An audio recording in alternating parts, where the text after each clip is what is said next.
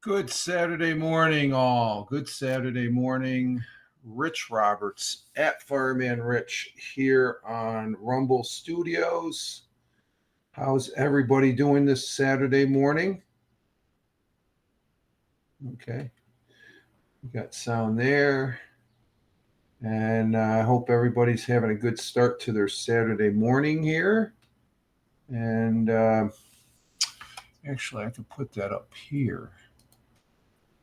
And we're just looking at all the nuts and bolts here as we get started. We're on everything except I tried 3 times, but we couldn't get onto the YouTube there. I don't know. It's just some funkiness, I guess, as far as that goes. So, but we are up and running here, and we're here to let's talk some football. We get out of the way. UFL football, folks. United Football League. And we are well into the season.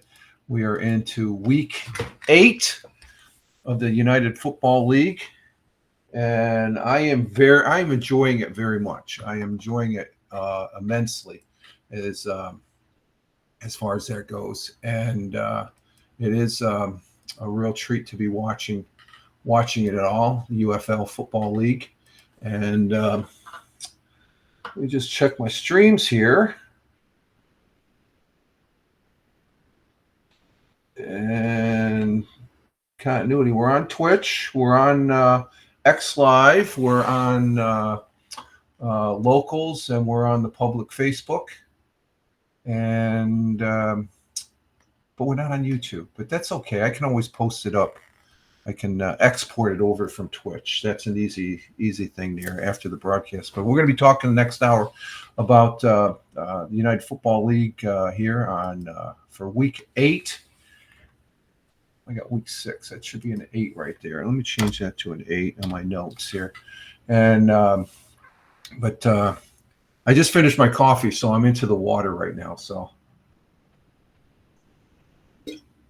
I do hope everybody had a great weekend or great week as far as working here towards the weekend. Now we get to watch some football, and oddly enough, the games that are scheduled for today, they're late games, so I'm not in a rush this one to get started here. I usually start around 8:30, 9 o'clock. It's a little after 9, but for all intents and purposes,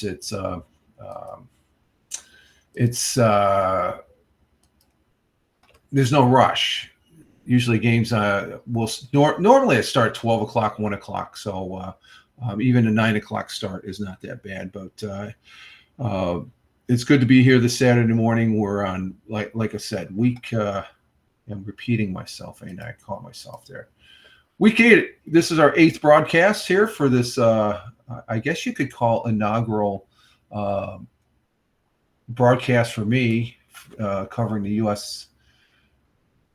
UFL, as far as that goes. This doesn't seem my counterparts there's much interest in it because taking a break from the NFL. Of course, the NFL that's the main event, and they just got done doing some the draft, and they just released their schedules. And I did post something over there on X at Fireman Rich. That's where I'm at over there on X at Fireman Rich. I'm also at Fireman Rich on Truth Social, Blue Skies, Instagram Threads, and the public Facebook is the real Fireman Rich. And I did post over there yesterday. Oh, I gotta get rid of those broadcasts. Let me delete those. Those shouldn't be in there. Yeah, I tried 2 attempts there to try and bring YouTube in, but it didn't click for some reason, but that's okay. But I did did mention there's an article. Oddmakers believe that the New York Jets are in for a historical NFL season, and their schedule came out yesterday as well, and I posted up those 2 posts over there on my X, and it looks like let me just read a little bit, just to cover a little bit of the NFL. So, cross over here a little bit. The New York Jets could be pretty darn good in the upcoming NFL season, and that's something else. I don't know if my counterparts are. You got to have faith in the Jets, as I said last year, I guess. I know there's some teams here in the UFL that could probably end up taking on the Jets, no problem stuff. But I am from New York, so I got to root for the New York teams, Buffalo Bills, New York Giants, of course, the New York Jets. But the odd makers, they're saying the Jets are going to be, and they use this word, historically good this upcoming season. So, everybody's in a contention for the Super Bowl, I guess, at the beginning of the NFL season. But New York is favored in 14 of its 17 regular season games, according to DraftKings Sportsbook. So that's where that's coming from. Gambling reporter Ben Fockers claims that the record for the Story franchise that is the most games they've ever been favored in a single season in franchise history, dating all the way back to 1960. So maybe the Aaron Rodgers. Nobody's talking about Aaron Rodgers. Last year, that was the talk of the town. But we'll have to see. But if the Jets were to go 14-3, it would be a major regular season wins for the franchise history, dating back to the days of the New York Titans, who began playing in 1960. In fact, New York Jets have never won more than 12 games in an NFL's regular season. That mark was set in 1998 with Bill Parcells coaching the Jets. Lost to John Elway at Denver Broncos in the AFC Championship. So they almost made it back in 98. So be rooting for the Jets. Just wanted to mention them here at the beginning of the broadcast because it is football. It's NFL football, but we can squeak over there. But we are in week 8 of the inaugural United Football League. It's two former leagues, the UFL, USFL, and the XFL joining together to make the UFL, United Football League. And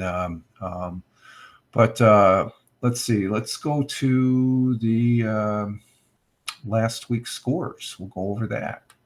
Let's see. Go to present and go to window. We'll bring up our whiteboard, as I call it, and we'll present that. And there we go. There's our whiteboard, as you can see.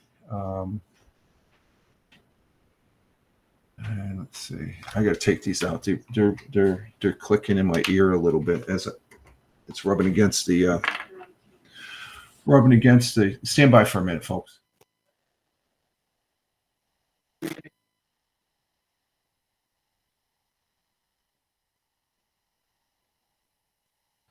Okay. So let's see. We have. Hang on for one more moment.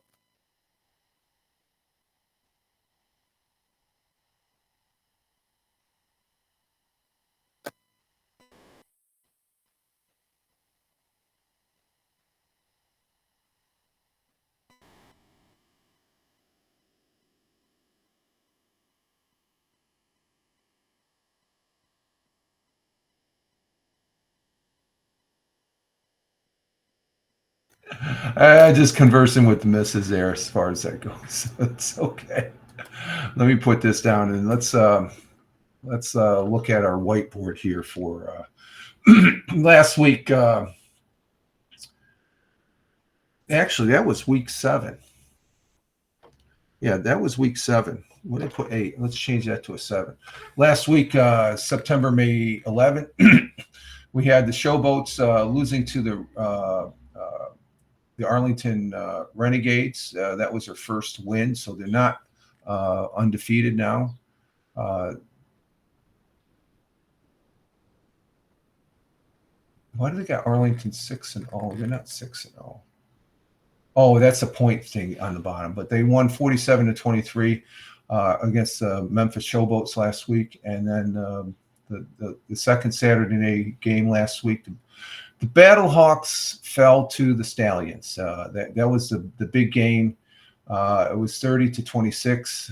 Battlehawks were playing good, but the Birmingham Stallions, I got to give them credit. They have a well-rounded team, and they are undefeated at 7-0, and they've already clinched their conference, so they are going into the playoffs.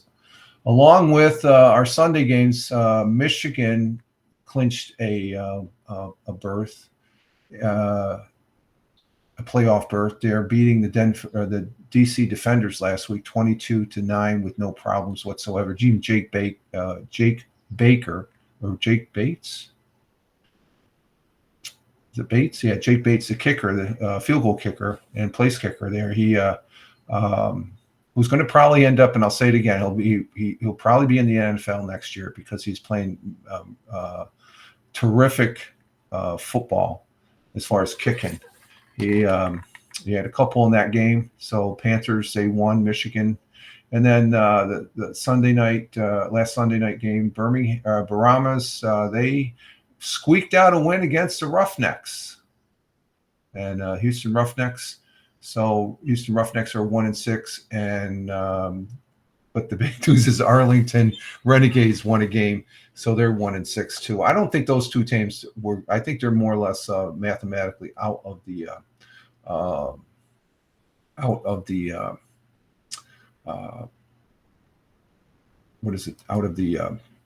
the playoffs for the UFL, and but it is week 8 of the USFL first season. The Birmingham Stallions won a battle of the Titans over the St. Louis Battlehawks last week. It was a very good game.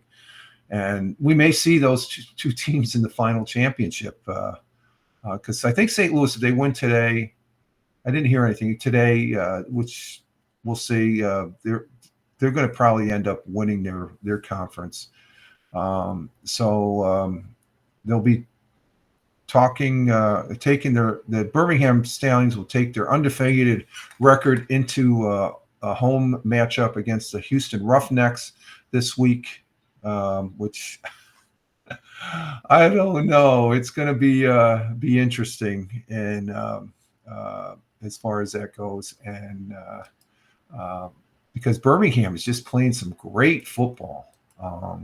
With the team they have, and we'll go over their team stats and stuff. But here's how it lines up.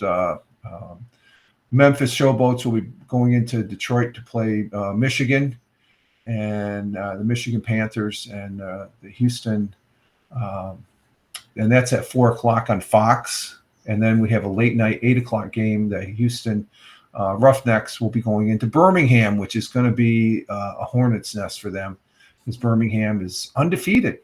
And that's at 8:00 on ESPN2. The Stallions are a 16.5 point favorite. So there's a chance we could see a good chunk of garbage time action in this game. The Memphis Showboats will be toting their overall overmatched defense into Michigan for a matchup against the Panthers. And the game with the highest implied total slating for, I guess they could possibly get over 46 points. And then Sunday we have the DC Defenders going into St. Louis. That is tomorrow on ABC at 12:00. I will definitely be watching that one. St. Louis will be taking the DC. We'll be taking on DC at home, and the last game, Arlington Renegades going into San Antonio with the San Antonio Brahmas on Fox at 4:00 tomorrow, is the other matchup there. But in those games, we have, especially in the Birmingham Stallions and Houston Roughnecks. There's one player that is really doing it up, and that's the quarterback for the Stallions. He is tremendous. He is on fire as far as that goes. And let me see if I can bring this up here. We got a play here on, what is this, rotorball.com of Adrian Martinez is unreal. He got over 300 yards and three TDs last week, and we're still in the third quarter. And what I'm going to show you here, bring it up here. Let's see. I'm going to do this. Oh, I got to stop sharing this. Okay. So I got to stop sharing the whiteboard. Okay, the whiteboard doesn't go onto the thing, but what I'm going to show you is a clip here that he drops a 79 like it was nothing.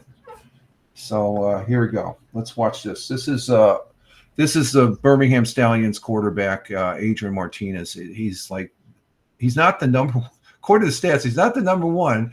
The quarterback from Arlington is still number one, but this quarterback is just phenomenal. Carnell Lake for Memphis. Martinez, deep shot, downfield for Austin to haul it in and house it. 79 yards. Well, Cole, I think the answer to that question is throw it deep one-on-one. Watch it. So 79 yards on the throw there that's in last week, and they were just in the third quarter, and it's just unreal. There's other great quarterbacks in the UFL, but he is just right on top. But he's not on top of the stats. Like I said, we'll go over the stats, and but a blowout is likely to be had by the undefeated Stallions against the Houston. It's just because they're just overwhelming. They play overwhelmingly. Or times they can't put up. No, scratch that. Let's see, week 5, and he also rushes. That's the other thing. He has over 138 yards rushing, and he leads all the running backs. We'll see if it's still up there for this week. Let's see the game: St. Louis Battlehawks against the Denver Defenders. Jake. The running back on the Battlehawks there, Jacob Saliers, he's just phenomenal as a running back, and we're going to go ahead and show a play from him. Let's see what we got here. Coordinated here on my present. Okay, there we go. And there it is. And Sailors gets it. And for the first. Let's watch that one again. Sailors just runs through the gets it. line. So good run there. And that was on the loss. And for the first. They had a good running game, but the Stallions, they won out. They won out, and they were able to prevail on the game last week. Now, the game where Arlington Renegades against the San Antonio. I'm not sure what this is here. Let's see. Let me check this out real quick here.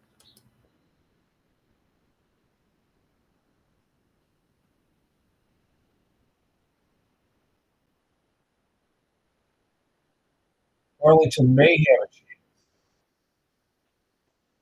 a chance of doing something this week because they have a good tight end, and but San Antonio has a very good defense. So this next clip will be a clip of the Renegades tight end Sal Canale, who is let's bring this up. Just to give you an idea of the play. The play is outstanding in the UFL. I've been watching just about all the games, at least a good portion of the games every week since the week 1. And the caliber play is almost equal to the NFL, in my opinion. There's some good plays. There's some sloppy plays, of course, but we see some sloppy plays in the NFL as well. So here's the tight end for the Arlington Renegades, which they're 1-6, but their individual players have they have. And once we go over the stats, I've been the last several weeks there just amazed at how high they are up in the standings and stuff. So let's watch this one.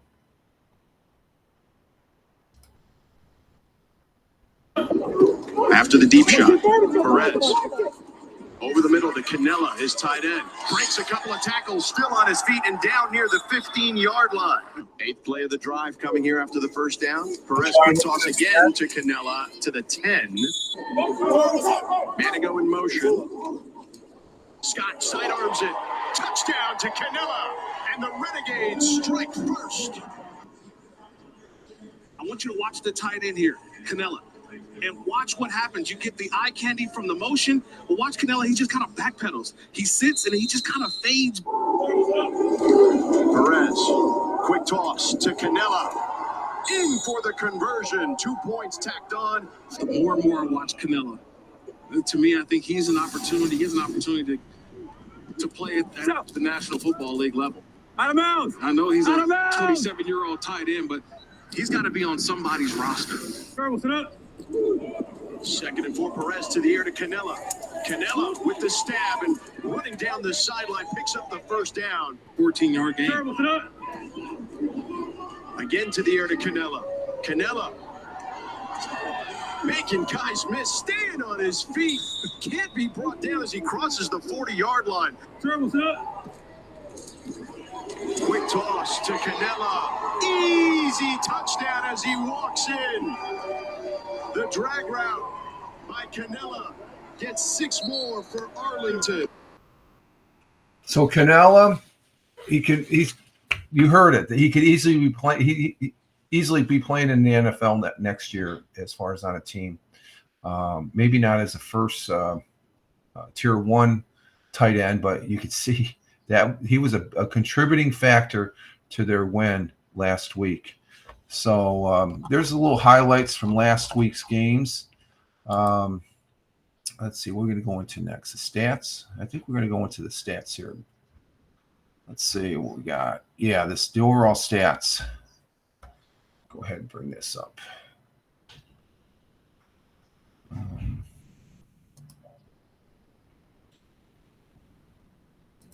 Go into the overall stats of the games and stuff like that. So let's see. We got the player stats and present that up here. Let's see. We got this right here. Okay, so here's our overall player stats. Let me get my my camera out so you can see the full effect here. Just shut my camera down.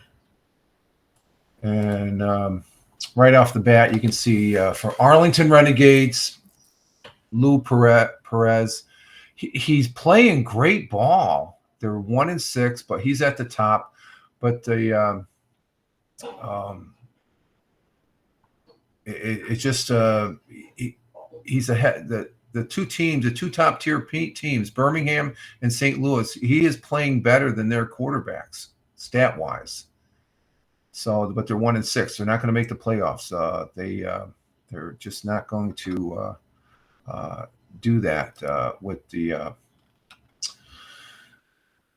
Renegades being 1-6, and all the other teams are way ahead of them. They're just like the Showboats and Roughnecks are mathematically eliminated right there. So the only 2 teams that can come in possibly over in the XFL conference would be the Defenders and Baramas. They got to keep on winning though.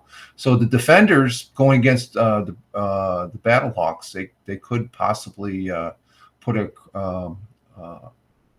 crink in the Battlehawks winning their conference. But you can see Aaron McCarron, great quarterback for the Battlehawks, right at the top of the leaderboard, and then Adrian Martinez, and we're going to see him again when we go to rushing, when we go to the rushing yardage here. So DC Defenders, Houston Roughnecks, and the regular Memphis Showboat. The Memphis Showboat, Troy Williams is not all that great. But San Antonio, they get it done because they've got two. They could do the two quarterback concept still, where they play them for the most part. But we go to rushing. You can see. Well, it was at the top. Oh no, I'm sorry. That was it's the Birmingham Adrian Martinez. He's got the rushing. He's beaten everybody on rushing. He's got over 387 yards rushing. And he's the quarterback.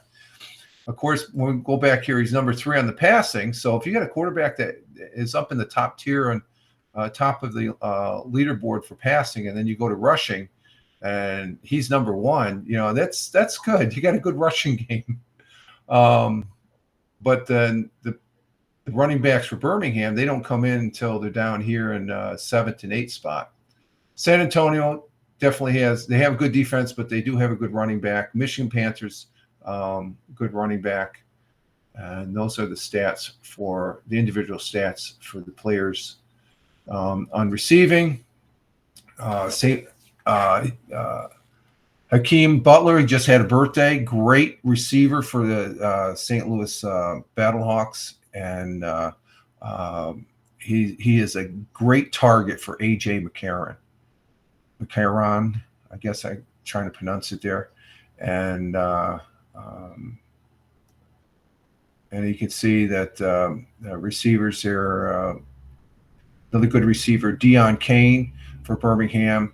And Arlington has a few in there, but they're in the lower half of the top 10. And that's all I'm going to go. I'm just going over the top 10 because it goes into like down the line to like the first. They got 10 pages of it, stuff like that. This is on the UFL channel or webpage. Great defensive. You can see the top 2 are San Antonio. They got great defense. DC Defenders, Michael Joseph, very, very good player. And then you got another San Antonio. So you can see San Antonio is very defense, but I think you'll see in the penalties, which they don't show this. They'll be on the team thing. I think they have the most penalties. One team you don't see on the defensive players is, there is an Arlington. Okay, Arlington Renegades. There's one. So there's pretty much one from each team, just about. Except the Memphis team. You don't see anyone from Memphis. Their defense, not really all that great overall as a team. Special teams, Jake Bates, the kicker. Great guy. Kicked a couple field goals last. He's definitely going to probably be going. I talk about him every week. Since the start of the season. And he is a great kicker, great story, winning the first game, and that was against the St. Louis Battlehawks, which in a last-minute field goal. And and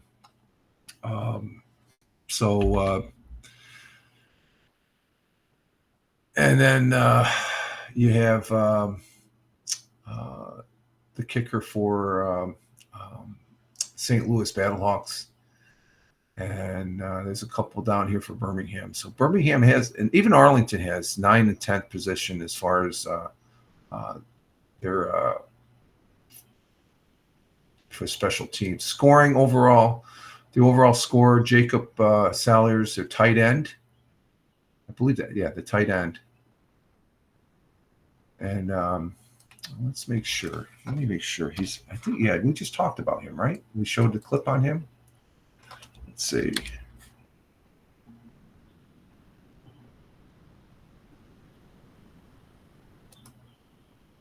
Used to play for the Atlanta Falcons. And no, he's the running back. I'm sorry. He's the running back. So you can see that he's right at the top for scoring. And they don't give the guys positions.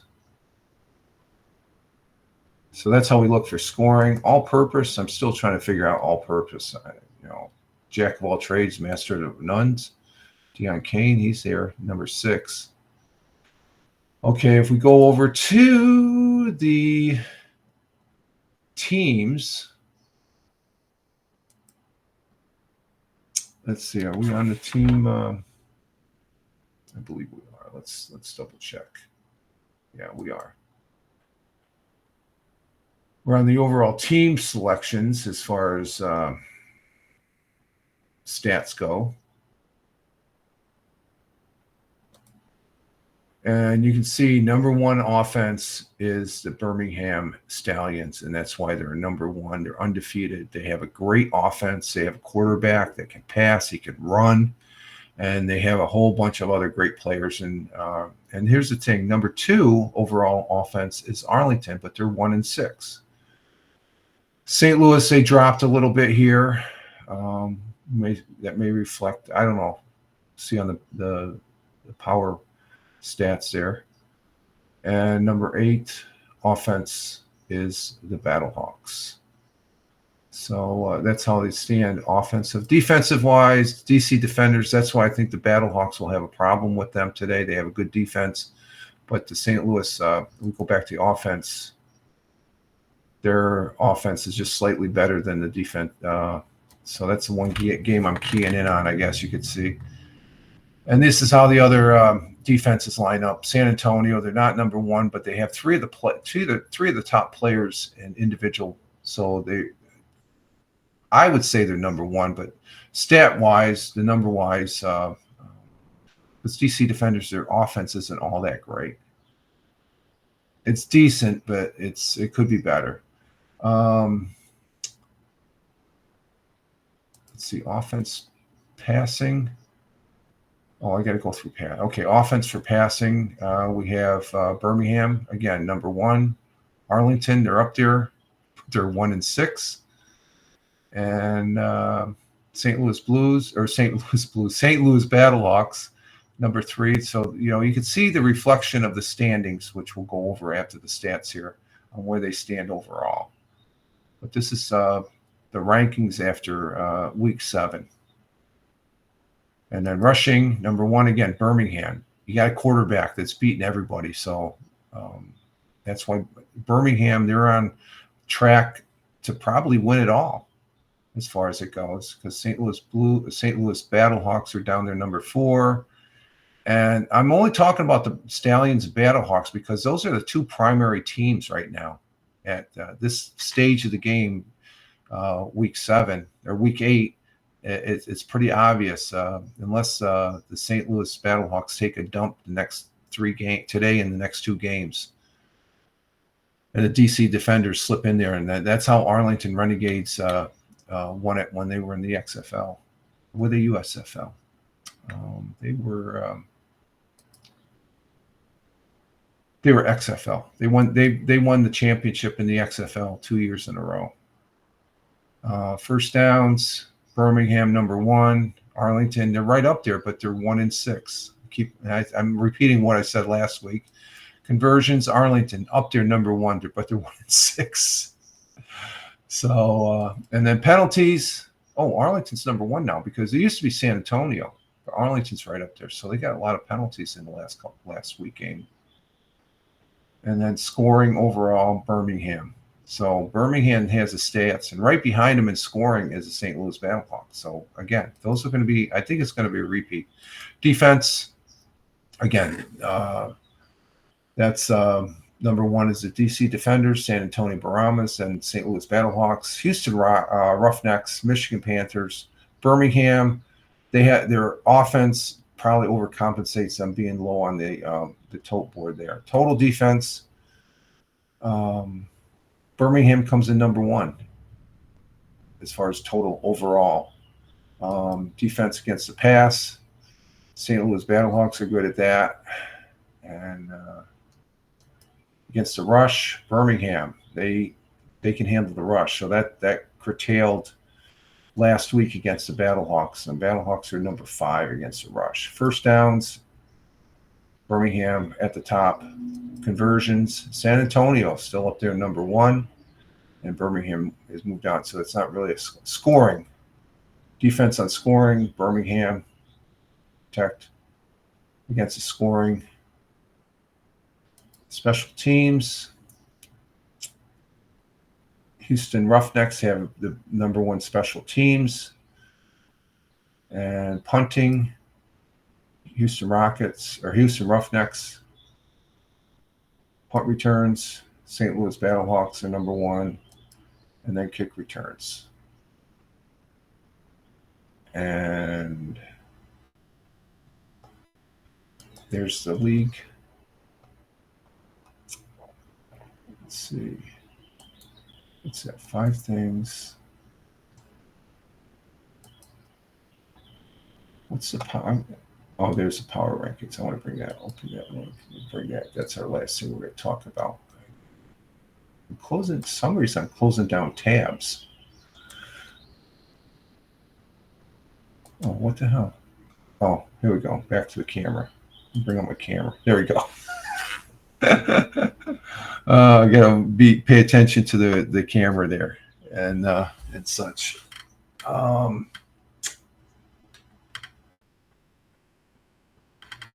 So those are the individual stats. I'm gonna bring up the whiteboard again. The overall standings of the teams after 7 weeks. We'll go as follows. Let's see. We're gonna bring this up. Present. Window and share,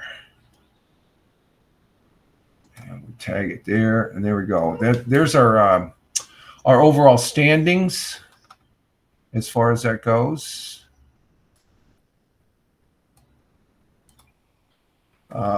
In the USFL conference, you got a little X mark next to the Stallions and the Panthers, Michigan Panthers. They've clinched a playoff berth.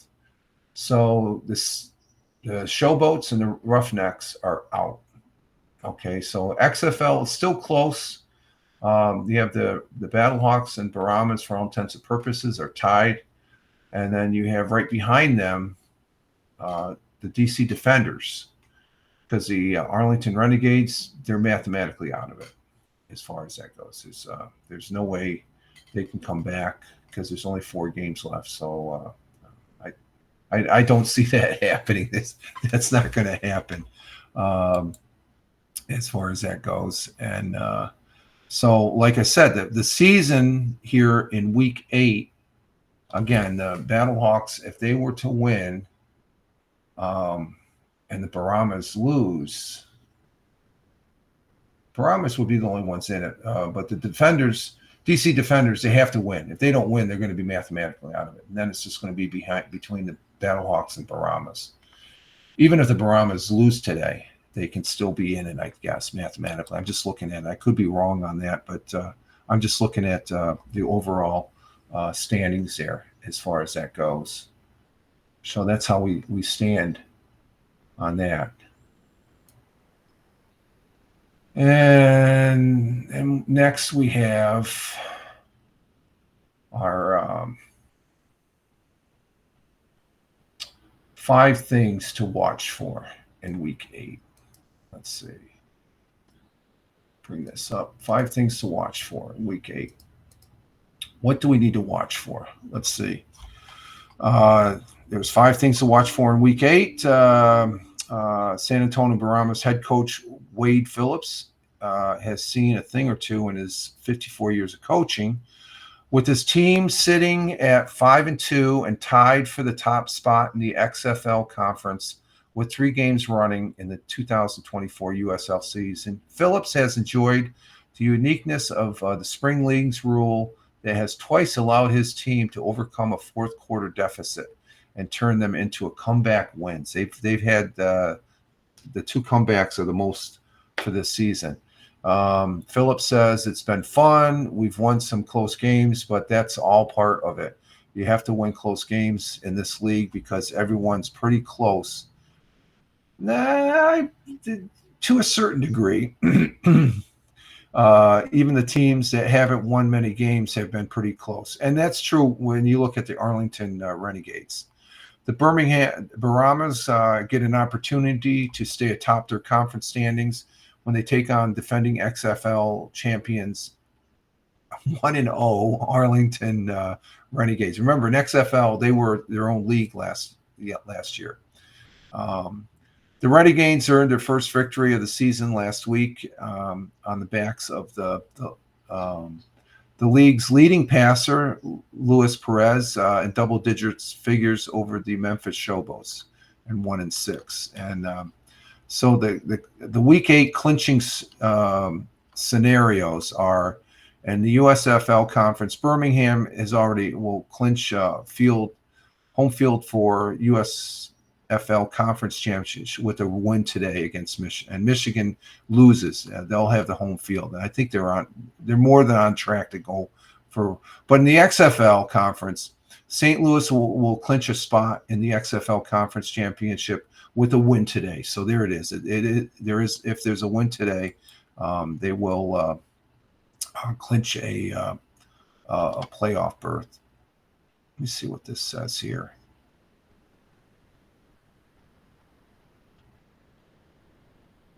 The second scenario, that San Antonio will clinch a spot in the XFL conference championship with a win and a loss by DC. So if in the game, if the DC Defenders lose today and San Antonio wins, they've clinched. So there's their scenarios for clinching. So it could be all over the play, and we'll still have 2 games left. Early Sunday, the St. Louis Battlehawks 5-2, which are tied for first with the Barometers in the XL Conference, host the DC Defenders. So Barometers, it's probably the Battlehawks to win. And if they win, they stay. So the 5 things, let's see, quarterback for the Barometers, Quintina Dorman remains the starter for the Barometers. Despite backup Kevin Hodges taking over for Durama last week and leading the Barometers to a comeback win over Houston, he would remain the team's starter this week. Okay, so Dorman is still the starter. Is still our quarterback. Phillips told reporters he and Chas Gabers fought it out, and it was very close. And then once Chas went down, he's our quarterback. So they have to go with the winning quarter. The quarterback's winning for you. Why change? While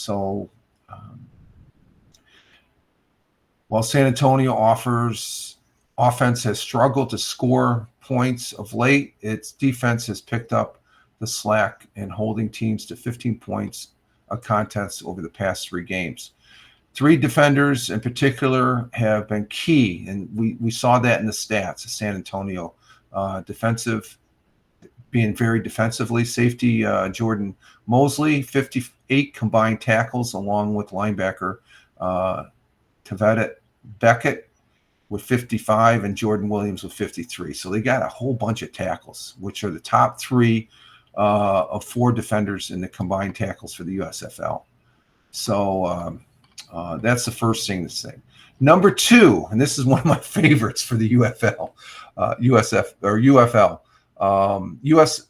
UFL kickers continue to be the main storyline, and they are. They're the ones that are winning the majority of the games there on last minute for this season, showing a consistency in hitting field goals from way deep on all of them. Through 7 games, UFL kickers have made 25 of 33 field goals. That's a 76% percentage rating from 50-plus yards, and 5 field goals from 60-plus yards.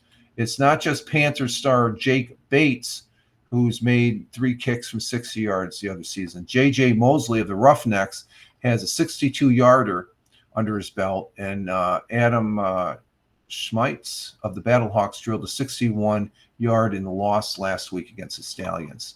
So the kickers, Bates has that 64 on the first week. They're something to watch, and they are a key factor in some of the wins and the close last-minute wins.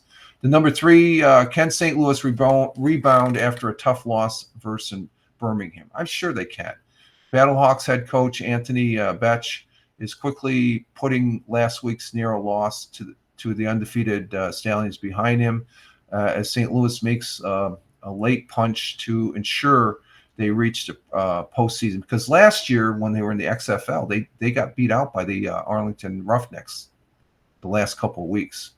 For Beach and the Battlehawks, it begins this weekend with a game against the DC Defenders, who reached the XFL title game last season, even though the Battlehawks easily handled the Defenders on the road week 5, 45-12. So this is the second time they match. It was a tough game last week. There's no question about that. Coach for the Battlehawks said that's a good team, but for us, we've got to bounce back and be hungry and really show that that's not who we are. So the fourth thing is Battlehawks quarterback A.J. McCarron could be out. Ooh, that's interesting. The Battlehawks could be without their starting quarterback when they host the DC Defenders. McCarron, okay, he suffered he turned his ankle last week against the Birmingham. That's right, I forgot about that. So it might be still hampering him. That could be a factor. We're going to take it day to day and just see how it works. And Brandon Silvers would make the start if McCarron can't go, with Manny Wilkins serving as backup. St. Louis also signed Ball State product quarterback Drew Phil this past week. So I don't have any update on that. We'll have to see at game time whether he and let's see, the Defenders have placed the team's leading receiver, Calvin Harmon, on injury reserves with the hamstring. And that's ending his season as that goes. So number 5, start of the week, St. Louis big body receiver Hakeem Butler has asserted himself, and he has some great catches as one of the top pass catchers of the UFL, leading the league in receiving with 567 yards and receiving 5 touchdowns through 7 games. So he is a factor there. So those are the 5 things to look at as far as that goes in the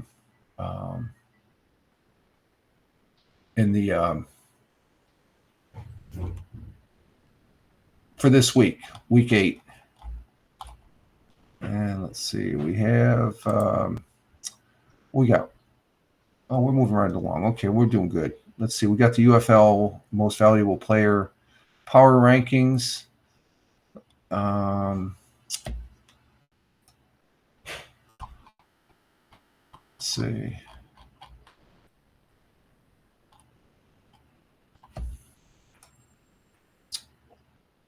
And the overall teams on the power rankings go as follows. Bring that back up. You can see the Stallions are number 1 with 7-0. Panthers are 5-2, tied with the Battlehawks. The power rankings, Michigan Panthers a little bit higher. And then you got the Battlehawks. DC Defenders at 5-2, and the Brahmas, they're still in it, but the last 6, 7, and 8, they're out of it at 1-6. Week 7 of the USFL season features another game-winning field goal. Last week, a game-winning field goal. The Birmingham Stallions remain undefeated on the year with the 30-26 victory over the St. Louis Battlehawks at home. On the other side, the Arlington Renegades scored their first win, like we said. And let's see, what is this doing as far as got 3 things here. That said, here's a look at which players stood out in Week 7 for the MVP race. And Adrian Martinez, quarterback for the Stallions, he defeated the Battlehawks 30-26. His stats: 20 of 33 with a 63.6 percentage, 230 yards, 3 touchdowns, 0 interceptions, 60 yards rushing, and that rushing is a big factor. I could see him possibly at this point being the MVP. Martinez might have locked this year's MVP honors after an outstanding performance in Week 7 against the team, and I would have to agree with that. Going against the St. Louis Battlehawks, that's the premier team in the other conference. Martinez accounts for 290 total yards, 230 passing, 60 yards rushing, and 3 passing touchdowns last week. The Stallions have scored at least 30 points in every game that Martinez has started. So I think he but then right behind him, who's in contention, A.J. McCarron, of the quarterback for St. Louis Battlehawks. Week 7, he did lose, but he did have come in with 19 of 32, 59.4 percentage-wise, 161 yards. McCarron is the most important player in the league for his team, and he has made the Battlehawks the number 1 team. He is a main factor. They wouldn't be number 1 if they didn't have him in the XFL standings. He has passed 1,467 yards, 14 touchdowns, and just 3 interceptions. That's the thing. That's going to be the kicker. I think as much as I do like the Battlehawks right now, Adrian Martinez, he looks like to be. And then number 3, the possibility is Jake Bates, the kicker from Michigan Panthers. Bates made all 3 of his field goals attempts last week, including a long 51-yarder in Panthers' 22-9 win. His 64-yarder was the difference in the Panthers' signature win against the Battlehawks in week 1, and I'm still remembering that. In a league where the best kicker in the USFL last year became the first-team All-Pro selection as a rookie, no one has a better chance to make an NFL roster than 24-year-old Jake Bates, and he is. They keep on talking about him. We will see him on an NFL team, I'm sure, next year or this upcoming season. What's more, Bates has been the best of a loaded group of kickers this season. 6 of 10 UFL kickers have made 52-yarders or more. The kickers are phenomenal here in the UFL compared to the NFL. NFL, they literally suck.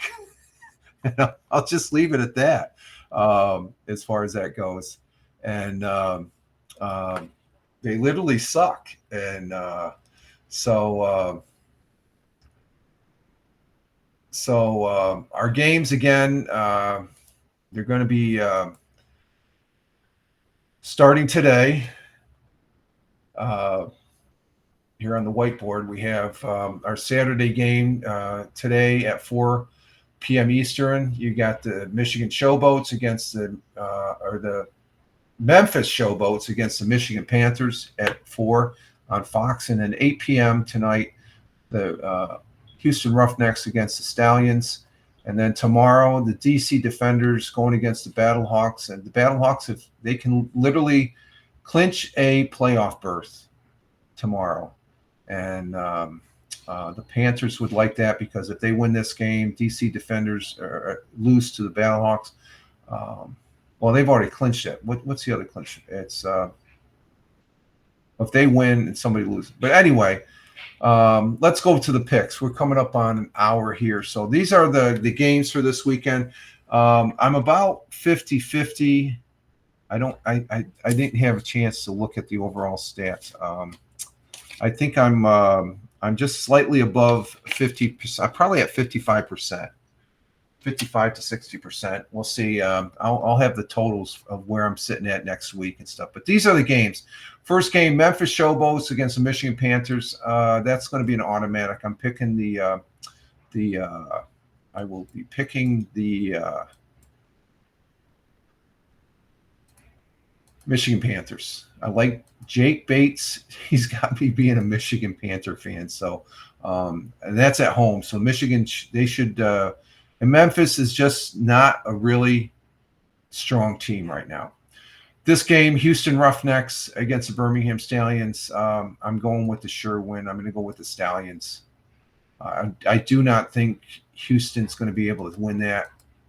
Birmingham stacked up as being too strong. Okay, and then our third game on Sunday. Of course, this is my team. It looks like I'm taking all the home teams here. But the home field factor is not a factor on week 8 here. This is I'm not going to pick any upsets. I'm going to go straight up St. Louis Battlehawks for that particular game. This game right here, it could be I don't know. San Antonio, they've had a couple close games where I've already said they come back in the fourth quarter, and I'm not sure. They're at home, so let's go ahead. I'm just going to go ahead and pick it. That's not going to be an upset. Well, if Arlington wins, that will be an upset. But I'm going to go with the sure win. So I'm picking all the home teams, I guess it looks like. So those are my picks for week 8. And I think if I win all 4 of these, that'll put me up back over 60%, I think, because I think I'm floating right at 50% as far as my picks right now. So let's see. How does this look? Is this... Oh, okay. The whiteboard's showing up pretty good. Okay. I'm just looking at how I look on the phone here, and and we had not had anybody in the comments. So that's par for course. It's Saturday. So let's see. Well, like I said, some of my other counterparts are not watching or not saying anything about the UFL, which I'll just be straight up. I think it's a shame because I think it's some great football. I think it's worth talking about as far as that goes in the XFL. And it's just it's some good football. I'm glad to have it. I think it's been it's going on to be a successful season for the UFL and all the teams and players that play in it. You see the passion, you see the drive on all these games, and I look forward to it. And it's fun being able to do this type of broadcast to share that with you all on the gameplay. So just going over. Let's see. Quarterback Luis Perez eyeing potential NFL return. Ooh, Renegades, because he's got the high stats. Okay, he's on a team 1-6, but here's this is on the Fox Sports News. Let me just go over this a little bit. Let's see what this says. It's a headline: Renegades quarterback Luis Perez eyeing potential NFL return.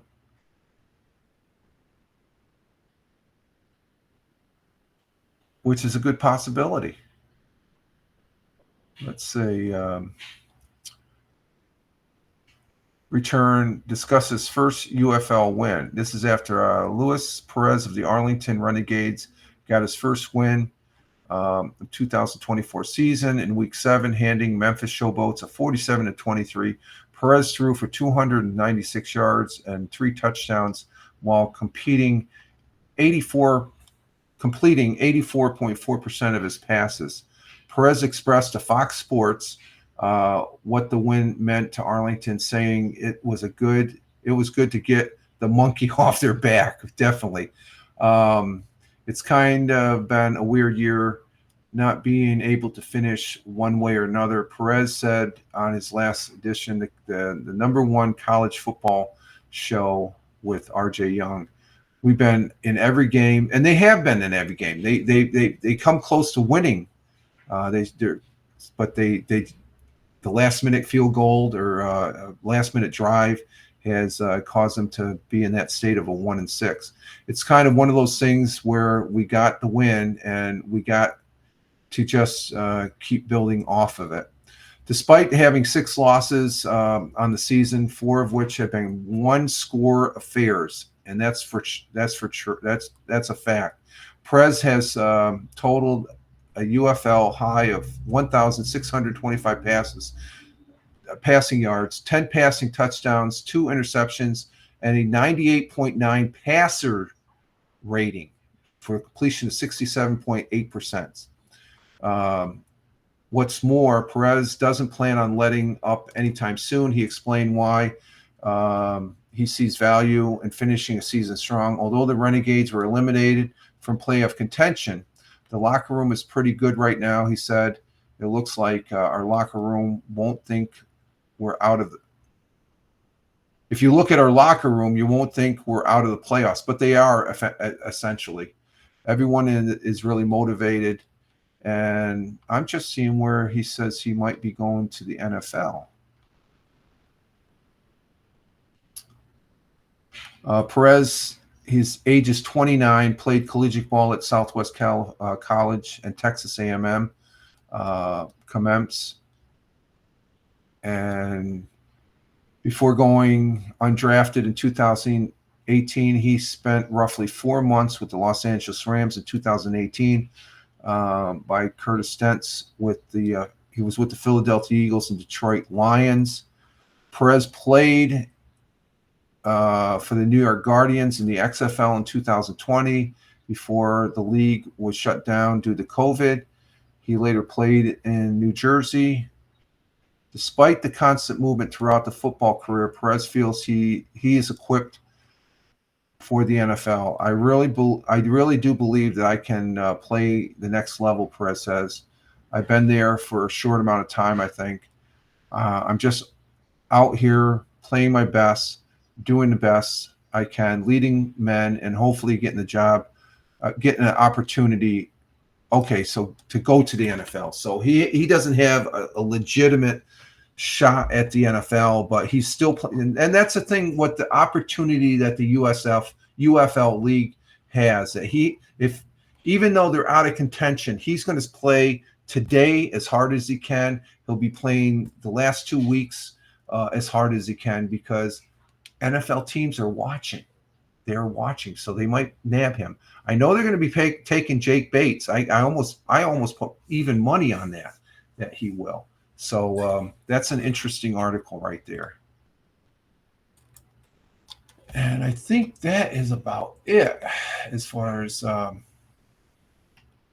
goes. I don't see any other headlines. Let's check the just real quick here, the UFL webpage for any potential news.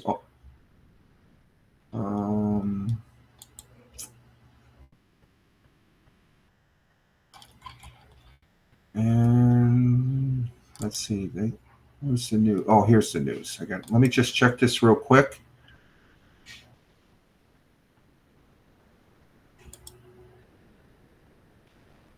And the latest news on the headlines this week. There's an article. We'll check this out next week. UFL and ESPN adjust Week 10 game times. So that's just the game times, which isn't really a factor.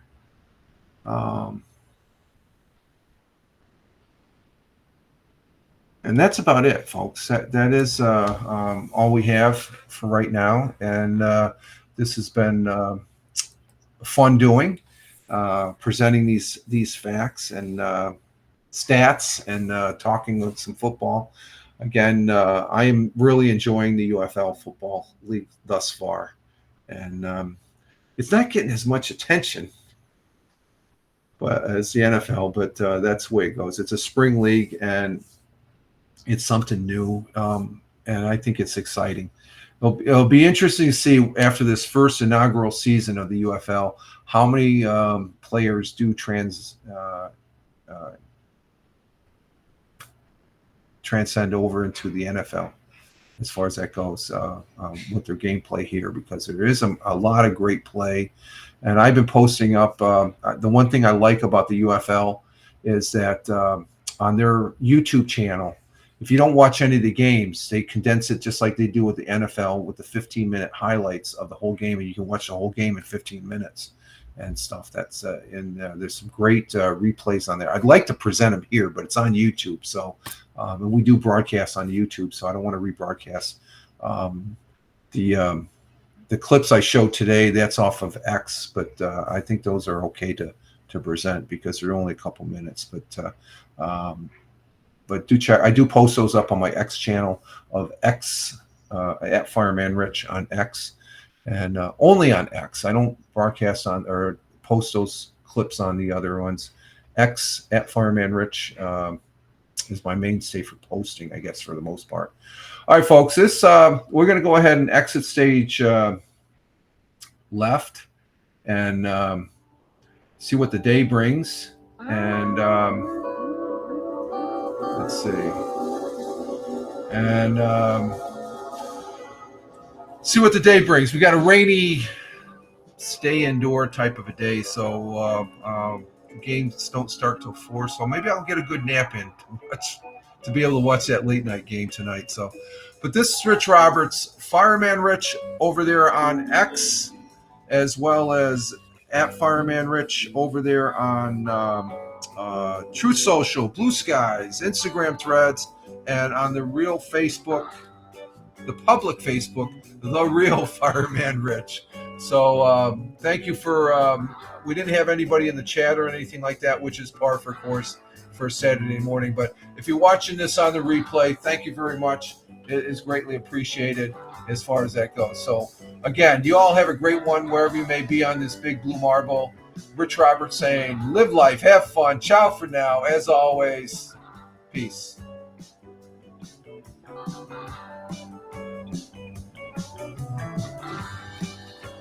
Take care, folks.